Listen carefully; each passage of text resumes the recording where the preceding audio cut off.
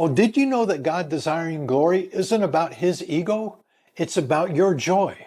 In a world obsessed with self, God invites us to look up, to behold something far greater, because in seeing his majesty, we find what our hearts were truly made for. Now, in this devotion, we are going to answer the question, what if the greatest act of love God could show you is to show you himself? Now, in the Bible, we see that God delights in displaying his glory. But why? Some suggest that he is just a braggart who delights in showing off. Others claim he is insecure and needs constant propping up from people telling him how wonderful he is. But what is the truth? Why does God desire that we glorify him? Well, here it is. It is because he loves us. Now, that's a bit different, isn't it?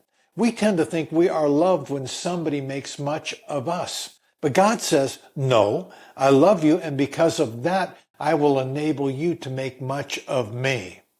And he has furnished a whole universe to assist us in this. Psalm 19:1 says, the heavens declare the glory of God, and the sky above proclaims his handiwork. Psalm 97 verse 6 says, the heavens proclaim his righteousness, and all the people see his glory. A.W. Tozer put it this way, creation speaks of the Creator, and the heavens declare the perfect righteousness of God. There is a silent yet profound sermon preached by the stars and the skies, showing forth his glory. This message is not hidden. It is displayed for all people everywhere to see. But how is this love for us, and not just a divine egotistic desire? Well, it's love because God knows our seeing and delighting in his glory is what brings us the greatest joy and satisfaction. See, he is protecting us from a preoccupation with self that always leads to emptiness. I know, here's my problem. I'm just not that interesting. Therefore, living with my gaze set on me, that's always going to lead to frustration and boredom. So to break free from this prison of self-focus, I need something far greater than myself, something so glorious, so captivating that it takes hold of my imagination and stirs my affections. I need something transcendent that lifts me beyond myself. Now, when my wife and I lived in California, we loved going to Yosemite. Because of its beauty, we would joke, this is where God vacations.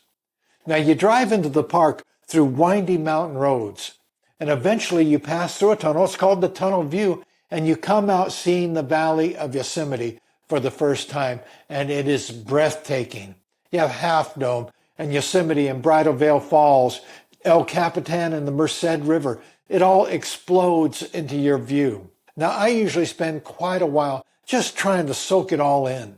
But you know what? It's beyond my ability to fully comprehend. It's just magnificent. Now, why is that view so captivating, so thrilling? Because it is transcendent. As I was caught up in its majesty, I momentarily forgot about myself and my troubles. I felt alive as I was lifted above the mundane. Now imagine this. What if instead of fixing my gaze on the beauty of the valley before me, I decided to make this moment all about me? So I get my smartphone out and spend all my time taking one selfie after another, concentrating not on the grandeur of the scene before me, but on how I look. Oh, this fixation on self would rob me of the satisfaction the glory of God's creation should be producing. See, God longs to free us from the deadening grip of self-focus by lifting our eyes to him and his glory. Because only in beholding him are we liberated from the joylessness of fixing our gaze on ourselves.